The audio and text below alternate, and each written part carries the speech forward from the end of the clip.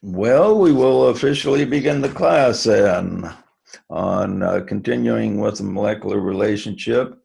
And if I remember right, Michelle had a question. She wanted to know why in the world did we leave a situation where we were monads, we were one with God, we were in a state of bliss, everything was cool, we were peaceful, and then we descended down to the world of souls, and then way down here to this material earth where we have all kinds of problems. Why in the world would we do that? Was that basically your question, Michelle? Yeah, and just like why do we come down less intelligence every time? I mean, how does that help the monad? Okay. Okay, probably the best question to ask ourselves is, we are in the image of God here. So if we want to understand God and the higher lives, we just look into ourselves and try to understand ourselves. Okay, one of the things we really do to entertain ourselves is we create games here upon the earth. And people love football, basketball, soccer. They like board games like Monopoly uh, and competitions, physical competitions, track, weightlifting. We do all kinds of, uh, of, of games. Okay, it's a big part of life. Why in the world do we do that? Entertain, amuse, develop. Now, let's say you want to be a football star, okay? So you got to go take a lot of risks. There's a danger of getting concussions, of knee injuries, back injuries.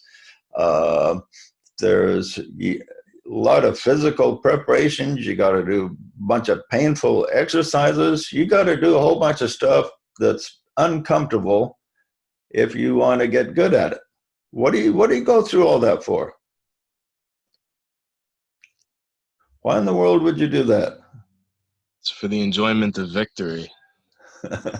Yeah, you put yourself through all kinds of pain. I mean, to be a famous football star, you got to put yourself through lots of pain, or be a famous wrestler or a boxer or anything. You got to put yourself through hell, pretty much, in order to achieve the goal. Why in the world do you put yourself through that? For accomplishment. Now, if you have the choice between, say, just sitting back, let's say you have enough to live on and you're comfortable and you can take care of yourself, what would you choose? Would you choose just to sit back and just relax in peace forever, or would you choose to have some type of challenge? Which experience. Would you choose? What's the name of it? Choose a challenge for the experience. Right. Sooner or later, now it's nice to have a rest. Say you just completed something, work, and it's nice to sit back and rest. But after you rest for a day, 2 days, 3 days, what do you start thinking about? You get bored, right? Resting is nice, but you can only rest so long before you get bored. And then what do you want? You want a challenge. And to create a challenge, which is like a game, it always involves a game of some time, you need limitations. And what are those limitations called? There's a word I'm looking for. The rules. Rules, that's it, Curtis, rules. The rules of the game. Every rule of the game is a limitation. For instance, in any game, the boundaries are set. You have a boundary, you can't go out of bounds or else you're penalized. And you have all kinds of rules, and each one of these rules is a limitation. Tells you that beyond this, you cannot go. You have to work within this limitation. So think of life itself as a game that brings us into new experiences and new challenges. This is a very interesting thing to think of. And there's one interesting thing about the life of God, no matter where it expresses itself, is it craves experience. We crave experiences so much that we can't escape experiences. You go to sleep, and do you escape experiences and sleep? Dream. What happens? Yeah, you dream of maybe you're like Bonnie and Clyde and have a bunch of policemen chasing you or something like that. You have kind of weird experiences in your dream life that you don't have in your waking state. And sometimes you wake up and you think, boy, I'd never do that in real life. That was a crazy dream that I just had. Anyone here have crazy dreams? You know, I have them every now and then, dreams that I think, boy, I would never do that in real life. But it gives you experiences. We crave experiences so much that even coming down to the kingdom of the soul from the monad, and then descending down into this material world, and then descending down further through the dream state, no matter where we go, we can't get rid of that desire for experience. And that desire for experience, which is inherent in the life of God, produces experiences for us wherever we go, because it wants experience. And that's what life is all about. Without experience, there would be no life. Think about that, you know. And life and experience are intertwined. And so there we were in the beginning. We were in the bosom of eternity, in the bosom of the life of God. We were in a state of great peace. And we thought, this is nice, but I would like some type of experience away from this, because, you know, it's nice being here, but I'm getting kind of bored. So we decided to create this universe and this world, and we all did it pretty much together because we are part of the one God, and being part of the one God, our essential self participated with all other essential cells, and we designed this universe, we designed this earth, we designed a situation we're in, and we've established certain rules. And we have a lot of limitations here governed by the rules that we actually designed so that we could have challenges and have a feeling of accomplishment for working within those limitations, yet succeeding and accomplishing something great. Like when you decide you want to be a football player, you work within those limitations, you work within those rules, you receive help from your coaches, from your fellow team players, and but you always have to work within those rules. And working within those rules, if you achieve the championship, you have a feeling that you say to yourself, it was worth it. It was worth all the sacrifice. It was worth everything that I went through, was worth this moment, this feeling of great accomplishment. Because when you think of it, having a feeling of accomplishment is like you've been able to overcome obstacles, is a feeling that is pretty much irreplaceable. And it's something that you keep with you forever. That feeling that you've been able to overcome despite your limitations. That's why people incarnate. You know, you incarnate, your spirit is in a body of limitation. So sometimes you take upon yourself the desire to drink or smoke or do drugs or whatever, then you have to overcome those limitations, those desires, and you know, self-mastery has its own reward. Yeah. Good points. Okay, Michelle, do you have any further questions on that subject?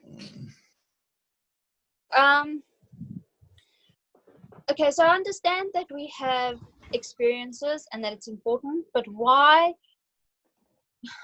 The word Dhamma is probably not the best word. Why do we choose to come down less intelligent? If our monad is so intelligent and our soul is also quite intelligent, a little bit less than the monad, what kind of experiences are we giving ourselves if we're even less intelligent? So why do we come down with less intelligence? Yeah. Well, that's part of the limitation. If we come down with the full intelligence of God within us, there wouldn't really be hardly any limitation here. So it'd be like if you joined a football team and you had so much strength and power that nobody could tackle you, you just could run and score every single time. That wouldn't be much fun. You'd win every time, but it wouldn't be any fun anymore because you're much more powerful than everybody else. Okay?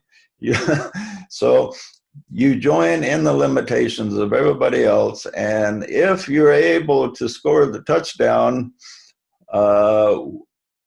in that field of limitation, but you still had the victory, then you have that feeling of accomplishment. So if we came down here with our full powers, it just wouldn't be fun. Wouldn't be any challenge.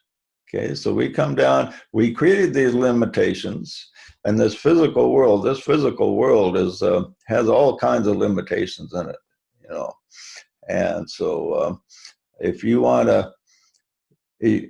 in England and you want to visit me in Idaho, you have to hop on a plane and costs a bunch of money, and it's difficult.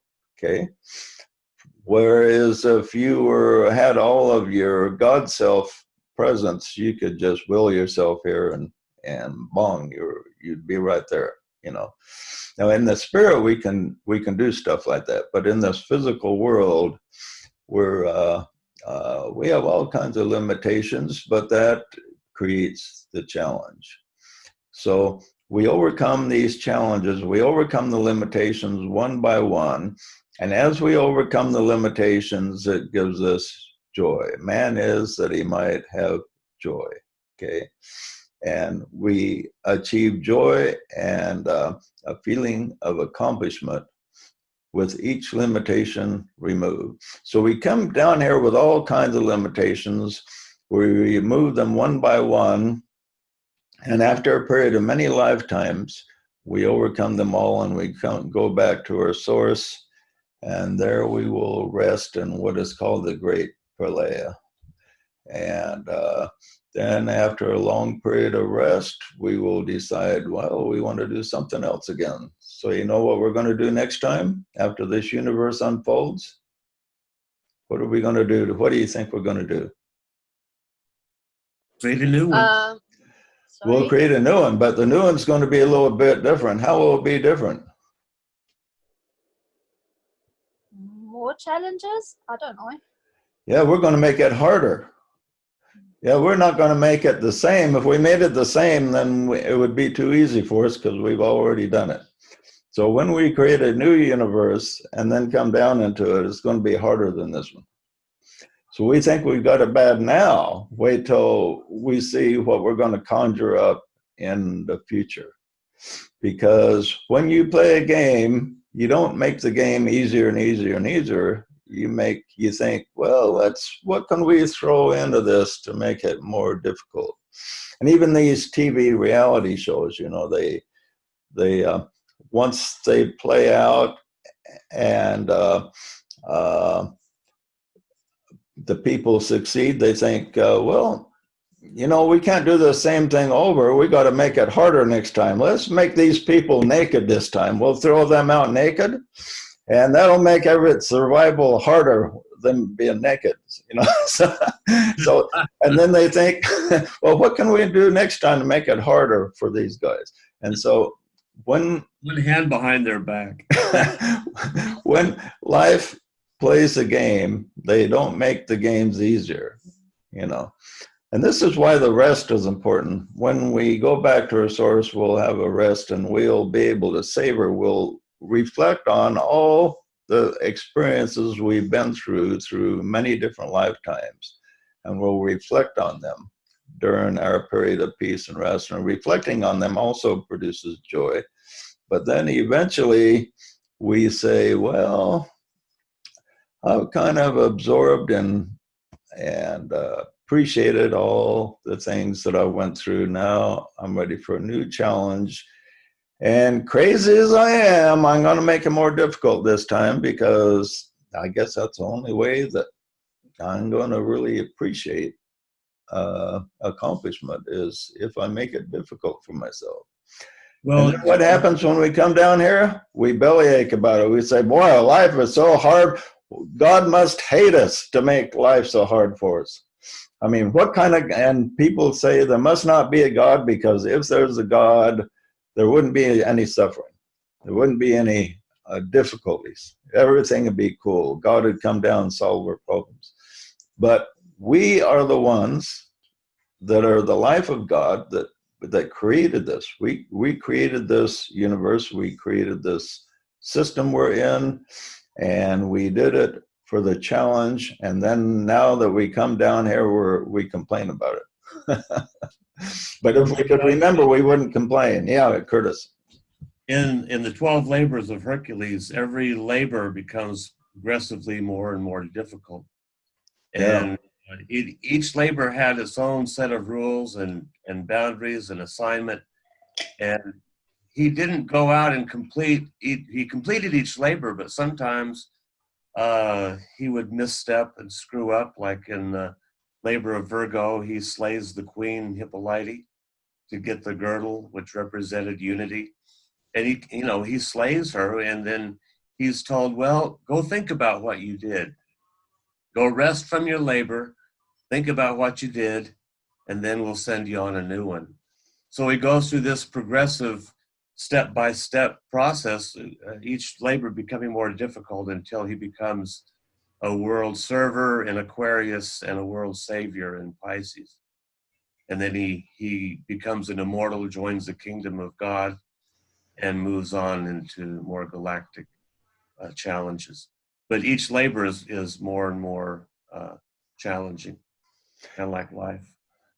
Yeah, and poor old Hercules, when he completed the last one, if he realized that in a future round he would even have greater difficulty, he'd probably be almost discouraging until you get there. Again. Yeah. Get a little more deeper into Michelle's question. According to the Vedas, you are already that. You are that. You are the ultimate reality. You have forgotten that. We all have reached that plateau already. We have always been there, but you have to recognize it. And it's explained in a lot of the Indian philosophies and their spiritual philosophies, in the Vedas and the Upanishads. If you get into those, they can explain more about not a life hereafter, but a life here, because we are already that. We have always been that. Right. The higher part of ourself is still in existence and still in the bosom of God. But here we see ourselves as separated. And because of that, we are definitely in a state of limitation. But it could be removed at any time if we had the consciousness to do it. But achieving that consciousness is the great thing, because we're in a state where do not see clearly. Just like when you're in the dream state, you think this is the real world, and then you wake up and you feel, I guess that wasn't the real world after all. This is the real world. Well, there's still more awakenings. No, we're still not in the real world yet, But we're in this world, so we might as well make the best of it as we're here and figure out the rules and then remove the limitations one by one. Okay, any more comments on this subject? Kind of interesting subject, why we're here. And not too many people look on it like, explain life as being like a game. But when you think of it, it's human nature to create games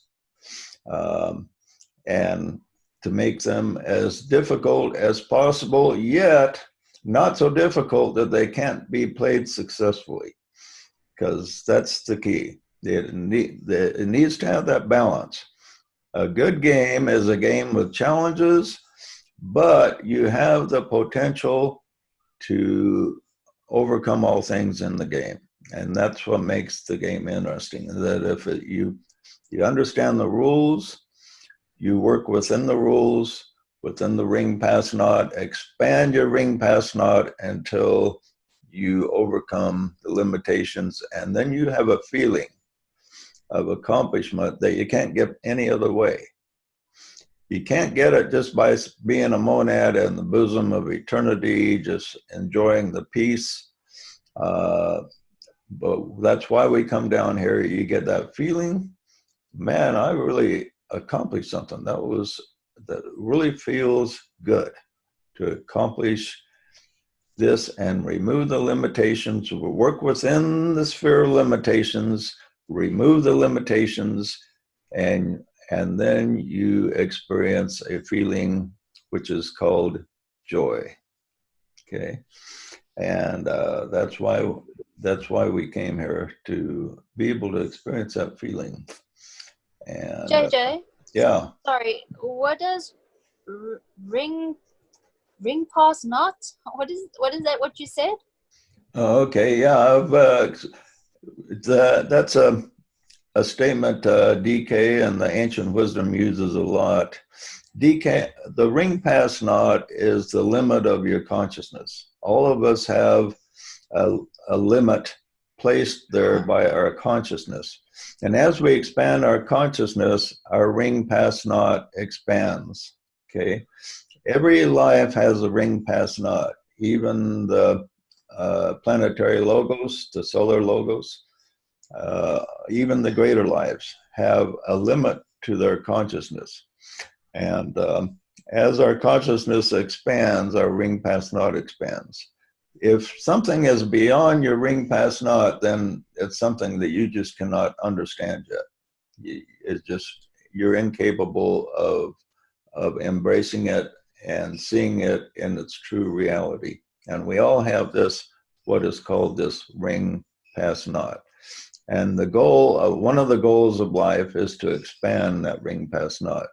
So if we're successful, every life that we live, our ring pass knot grows to the circumference of it grows to a greater degree with each life. I'll give you an example of that is reincarnation in Orthodox religion. The average Orthodox Christian cannot accept the principle of multiple lifetimes because his consciousness can't accept it. He has to have an external savior to move him forward. He hasn't grasped the idea that he has to move himself forward through multiple lifetimes. So when you present reincarnation to an Orthodox Christian, it's like you're up against a brick wall because their ring pass knot cannot accept that concept. Yeah, it's interesting. You, for instance, at one time did not believe in reincarnation, and then when you understood it, would you say your ring pass knot expanded? It exploded. Oh, definitely. Oh, definitely. It's like it's almost like an onion, a ring of onion.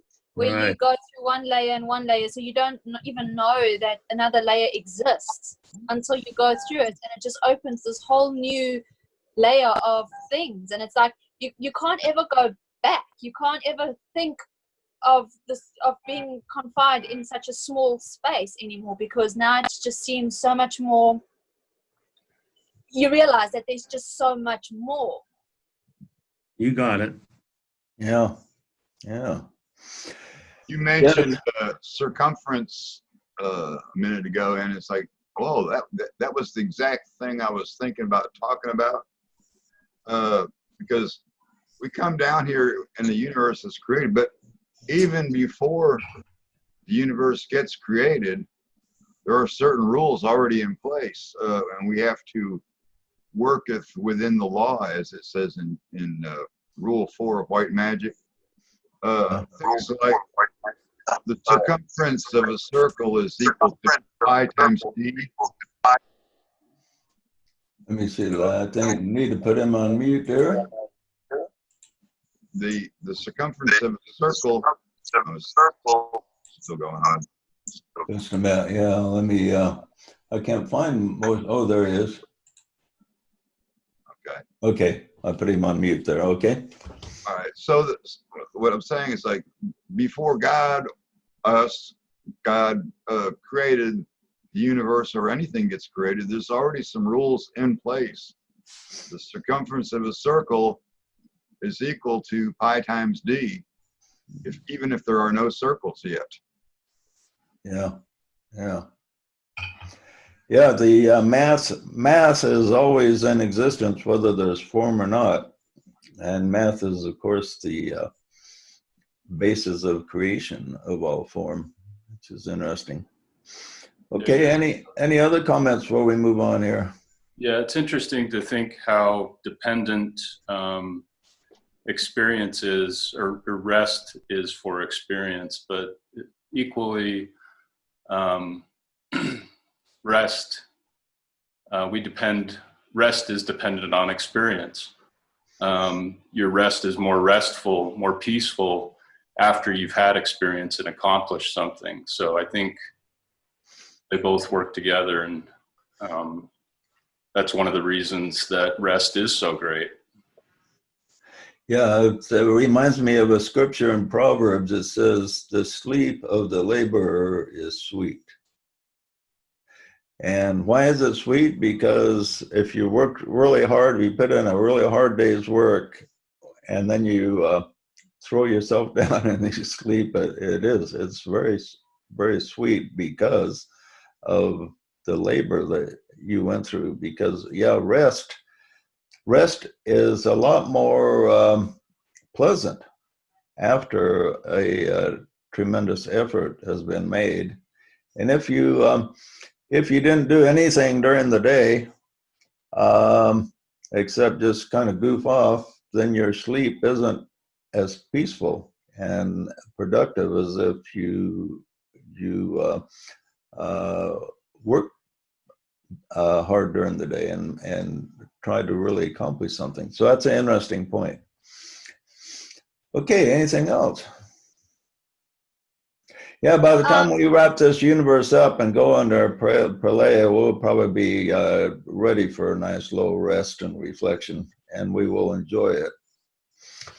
JJ, sorry, yes. I've got just a different way of seeing this ring passing out and in different people. The way that I see it or think about it is we are all on a journey.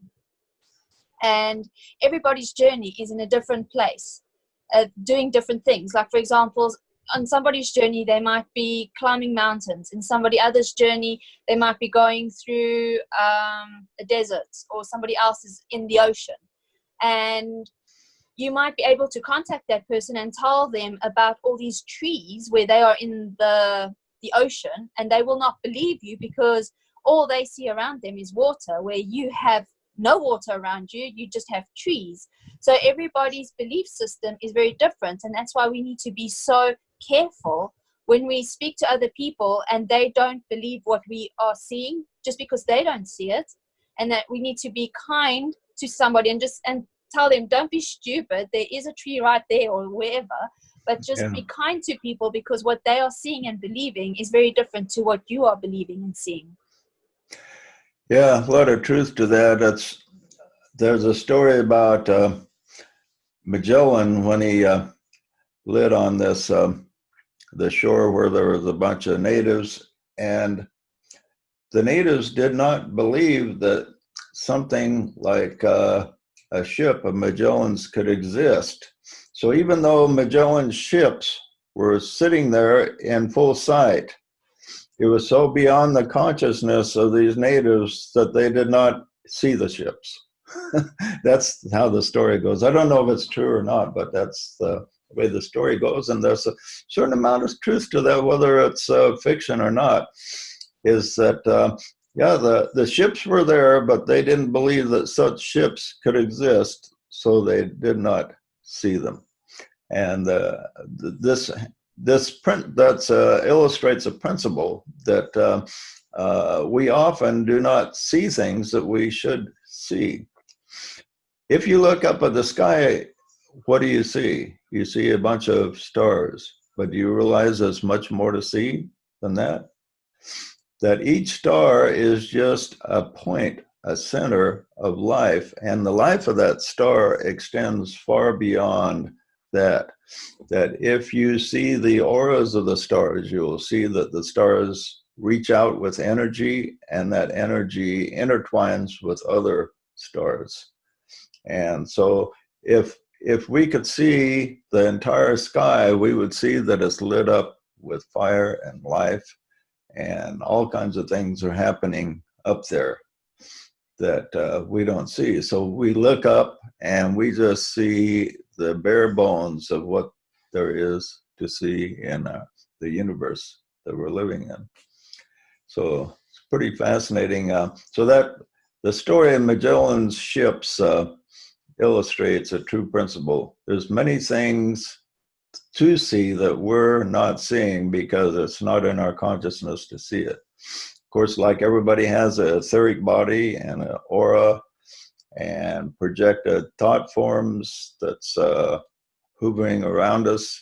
And when you're talking to another person, you don't see any of that because, for one thing, you don't even think about seeing it because you're not aware that there is more to see. The first thing that each disciple has to learn is there's always more to see, more to experience, more to feel. And we're deceived into thinking that what we do see, what we do feel, and what is around us is all there is. And this is the really big drawback of science today. They think if we can't see it, then it doesn't exist. If we can't measure it in some instrument, then it doesn't exist. So they don't really look for it. Nobody is trying to create an instrument to communicate with the other world. Edison thought about it, and he played around with the idea, then he died before he really got it accomplished. But no really great scientist since then has even done much work on that area. A couple entrepreneurs have, played around with the idea, but real science hasn't done it. But DK tells us that one day science will actually create instruments that will be able to communicate with the spirit world. And he says this will completely transform the consciousness of humanity. Can you imagine what would happen if you could talk to your grandma and grandpa who's passed over to the other side and like we're doing now, have Zoom meetings with them? That would be pretty cool. Zoom with grandma. Yeah, but it would be quite fascinating. But okay, any more comments on that before we move on? Does everybody know what the golden proportion is? Golden means, you mean? The golden proportion. Proportion? The universe is a spiral, and you see it in like the nautilus of a shell. You see it in certain flowers, and it's the proportion of the expansion of the opening as that particular object evolves or grows or expands. Yeah. And that's your evolution, not just a ring expanding, but there's a movement forward that opens your consciousness as well. It's called the golden proportion. You mean like a seashell? Like a seashell, right? It just keeps expanding, but the proportion of the expansion is equal to the measure of the opening as it moves forward through time and space. So it starts small and then gets larger and larger as your consciousness expands. It's called the golden proportion. Yeah. Okay. Okay, real good. Any other comments before we move on? When we decided to create the universe, we had to do it out of two components. And these two components, it's actually three, but there's two that interplay. And they're called positive, negative, male and female energies. And the energy that creates this is called purpose. And we do not see purpose, but we see the result of purpose and vibration. Purpose and vibration produces the two energies. The male and female energies interplaying has created everything that's in existence. And the rules are established within this creation, developed just by these two things, and it's called duality. Duality, male, female energies, positive, negative, interplaying, has created everything there is. It creates the wavelengths, and then wavelengths create greater wavelengths, and until everything that we see about us is created from these wavelengths. Not only the physical creation, but also the things that we can't see. The waves that allow us to have this meeting that are translated into form, these are all wavelengths, okay? The same wavelengths that are in a rock or in a little bit different frequency that create this meeting we're having on Zoom, that create the sound you hear over radio, that create your GPS signals and everything. Everything is done by these wavelengths. And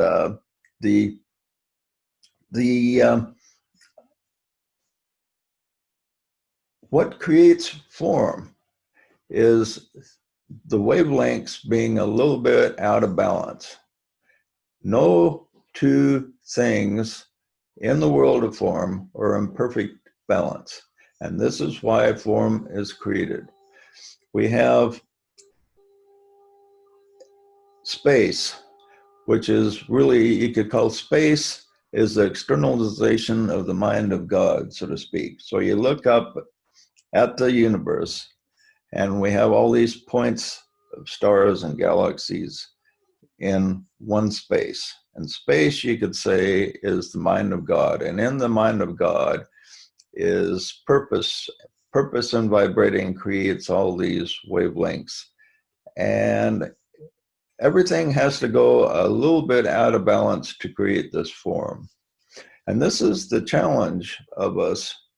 This is one of probably the one great limitation is that everything is out of balance to a certain degree. As we descend further and further into matter, things get more out of balance. And the challenge is to restore the balance. As the balance is restored, then our ring past knot expands and we go back to our source. So we descended, we have in our series of lives, we came from the presence of God, so to speak.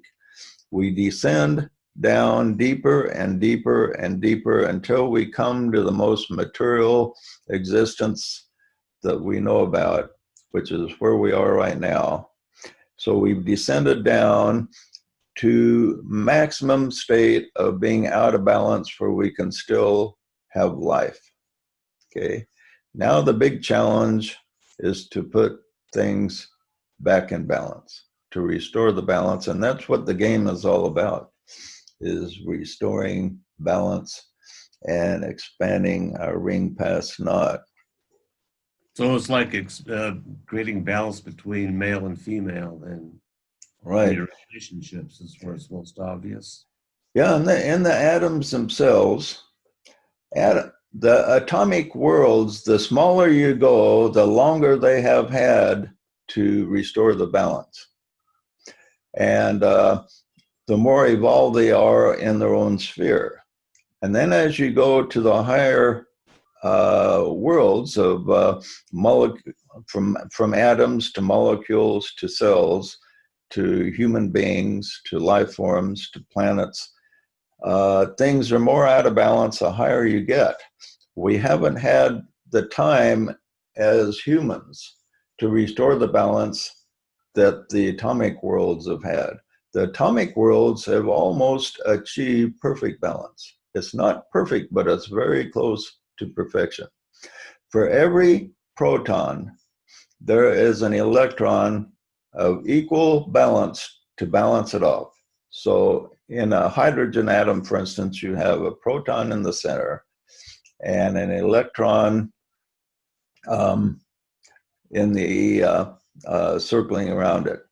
And they balance each other off so the atom can hold together for millions of years, billions of years.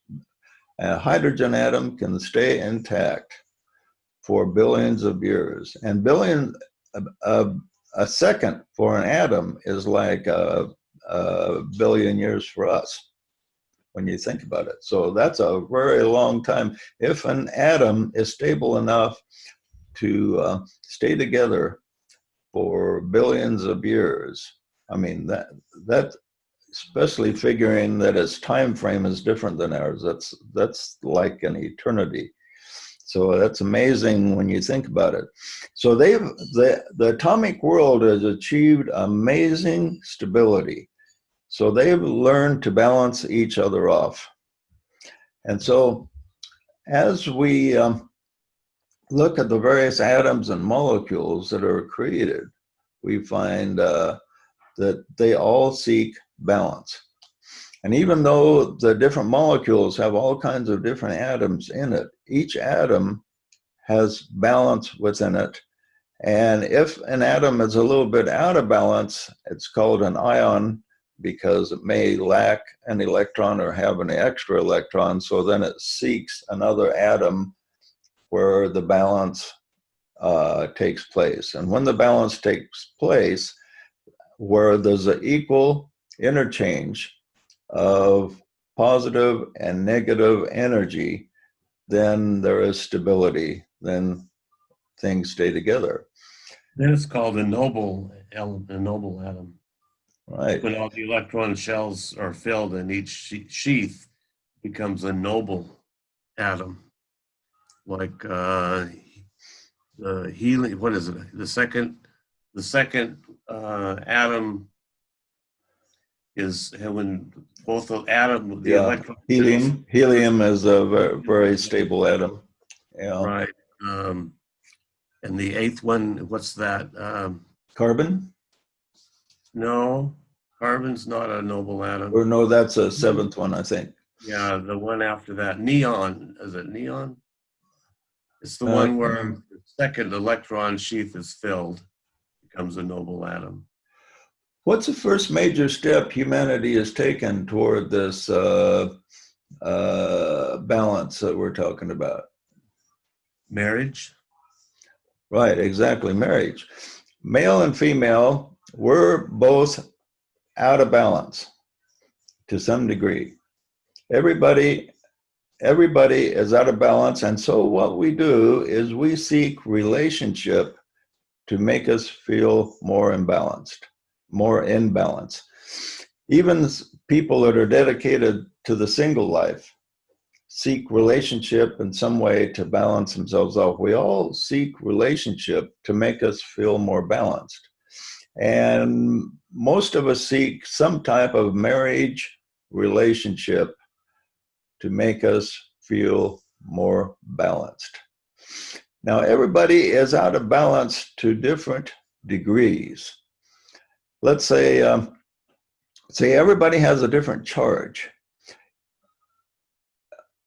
Let's figure the charge of each person on the scale of 1 to 10. There's either 1 to 10 on the male side and 1 to 10 on the female side, okay? So some people are close to the 0 point. For instance, gays are very close to the 0 point. And then as you go through different lives as a male, you have different charges in the different lives. You may be close to the 0 point in one life. You may be a 5 in another life. You may be a 10 in another life. I'd say, oh, Curtis is pretty much a 9 or 10 on the male side. He's very attracted to the female.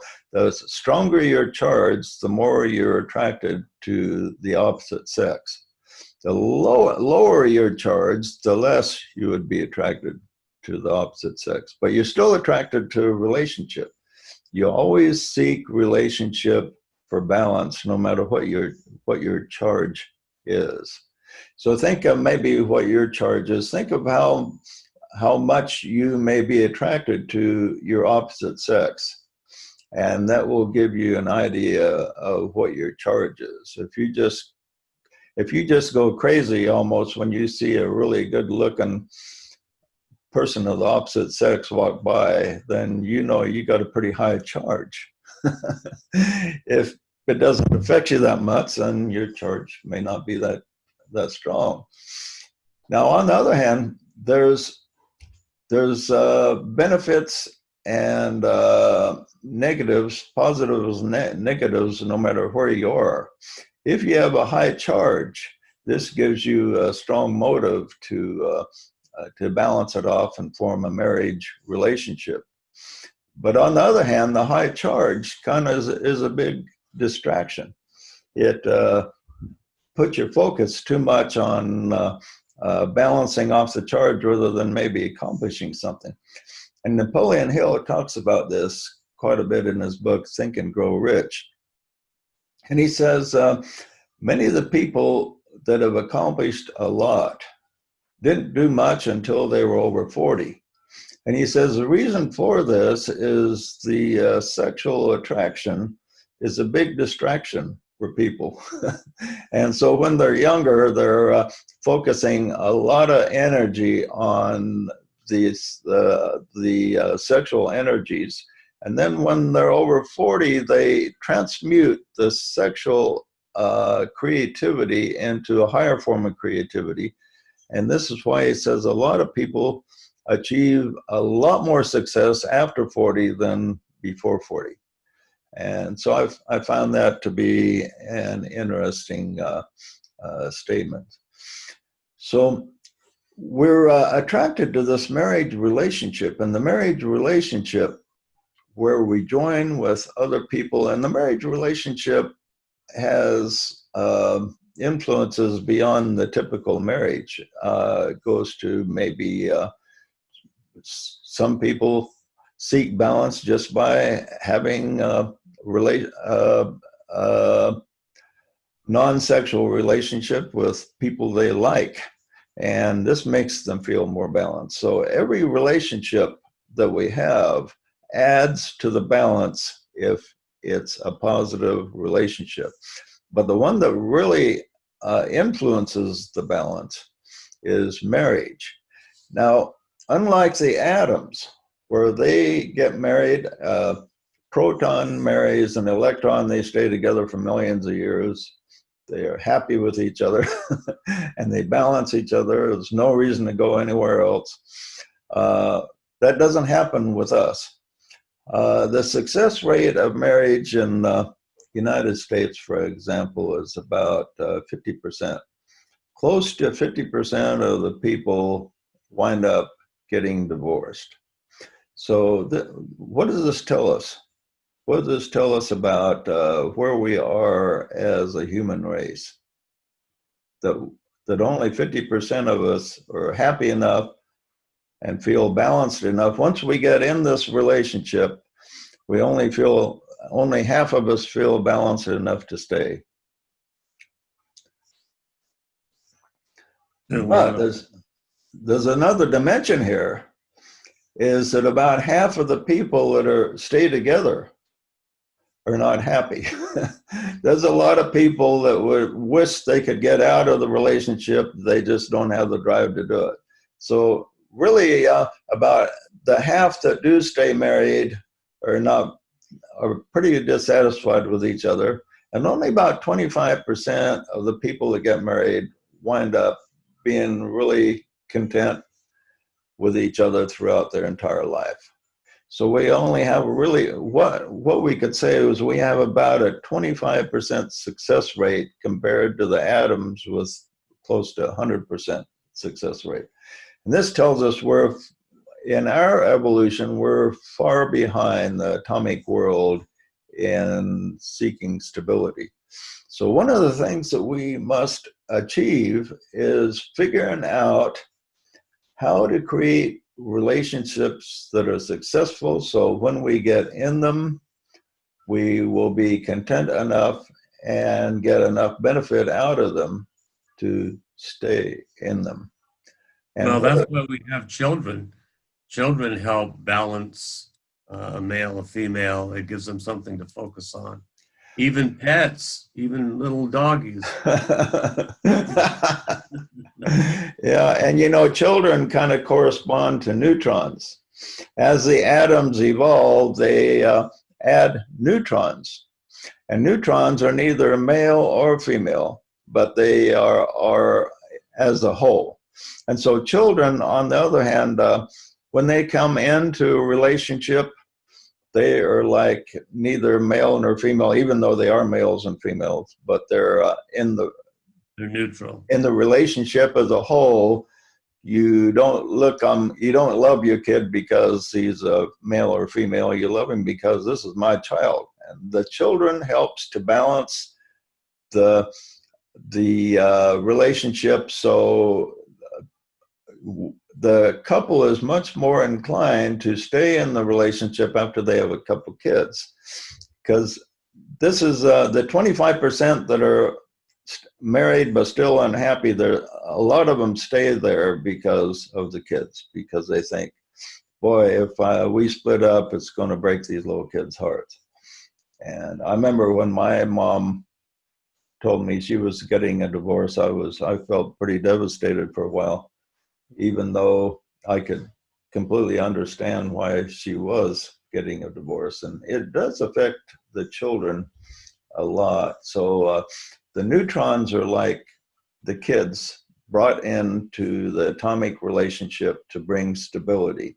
So as the atoms evolve, they get more and more neutrons, and there's no scientific theories about why different atoms have a certain number of neutrons. Scientists really don't know that. They do know that it brings balance. You get the right number of neutrons into an atom, it balances it off so it remains stable. You get the wrong number of neutrons in, then it becomes radioactive and it starts to fall apart. So that tells us when we have kids, get the right number. Don't have too many or don't have too few. Get the right number in the relationship, and it will help to balance it off. Just along those lines, couples who lose a child have a 90 to 95% chance of divorcing. That's a really good point. I never thought of that, Curtis. And right, when an atom loses a neutron, it creates a lot of instability unless it can find another neutron to add in, and then it can become stable again. So that's a good point. Okay, we're near the end of our time. Any comments or questions before we wrap it up? We'll continue this talking about marriage next week and how the marriage relationship, what we can do to produce more stability. So the next great step in evolution can take place, which we call the molecular relationship, where humans copy what the atomic world has done and create life forms greater than themselves. Yay. I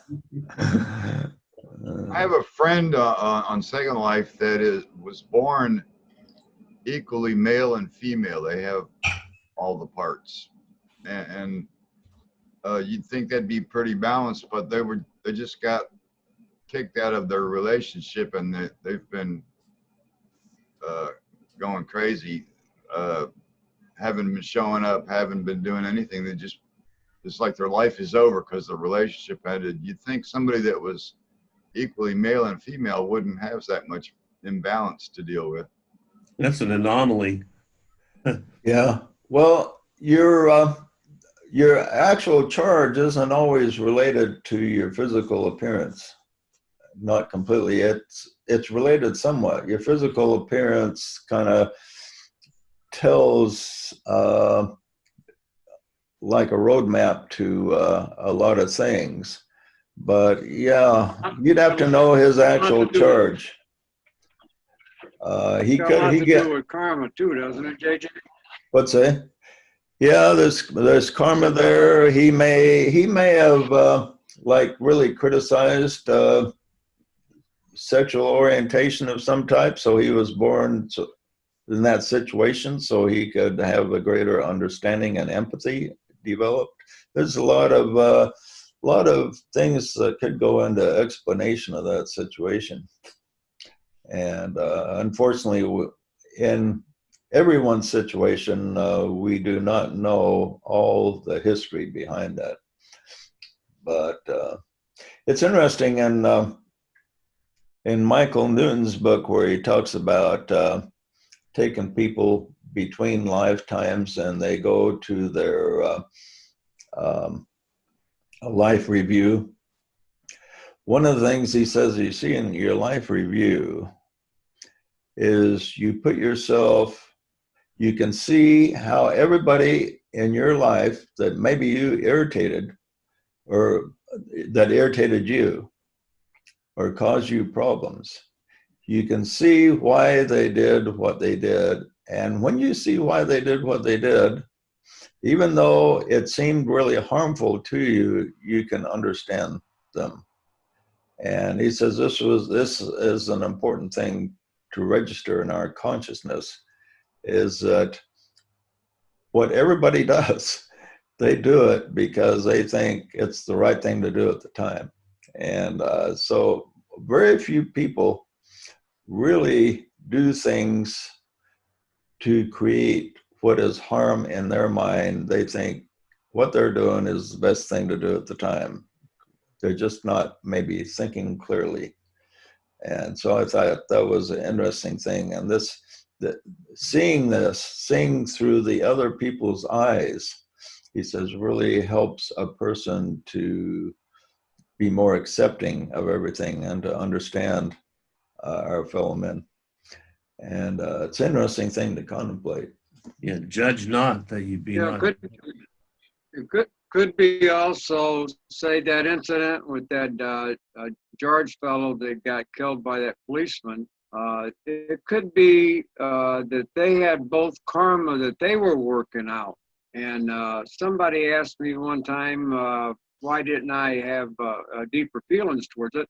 I didn't want to be part of that karma. They had what they were doing, and they were working out their karma.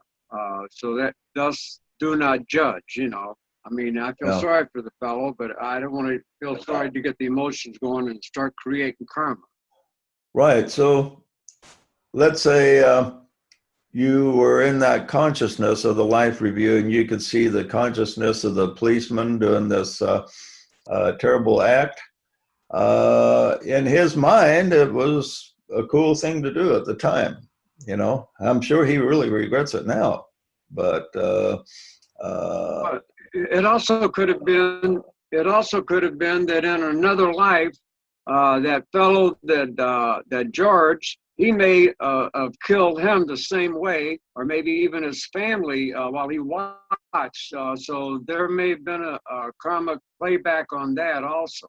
Yeah, yeah, everything is related to karma in some way. It would be interesting to see the true history behind all these events that we see on the news. We would have a lot more understanding. Okay, time's about up. It's you've been a really good group today, and we will look forward to seeing you next Sunday at 2 p.m. Mountain Daylight Time, all being well. Cool. All right. Great class, Joe. Have a good Thanks. week, everybody. Bye, everyone. Thank you, everybody. Bye. Good to see everybody.